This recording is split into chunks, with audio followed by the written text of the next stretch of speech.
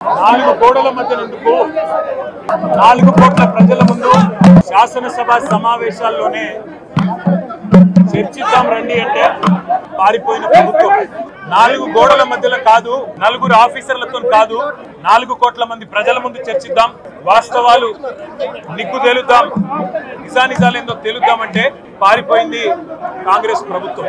అట్లాగే ముఖ్యమంత్రి గారు మీరు కూడా ఏసీబీ కేసు ఎదుర్కొంటున్నారు, నా మీద కూడా ఒక ఏసీబీ కేసు బనాయించిండ్రు, మరి దమ్ముంటే పిరికి పందవి కాకపోతే నువ్వు నేను లై డిటెక్టర్ పరీక్షను ఎదుర్కోవడానికి కూడా సిద్ధమని చెప్పినా ఇంతవరకు స్పందన లేదు.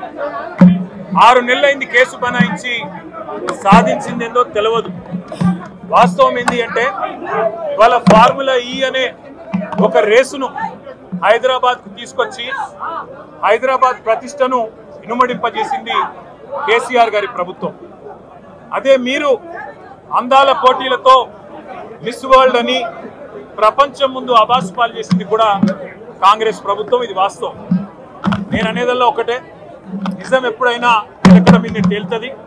మాకు భారతదేశంలోని చట్టాల మీద న్యాయస్థానాల మీద గౌరవం ఉంది కాబట్టే ఎన్నిసార్లు విచారణకు పిలిచినా వస్తామని చెప్పినా ఇది 3వసారి పిలవడం, 3 సార్లు కాదు 30 సార్లు పిలిచినా విచారణకు సహకరిస్తాం.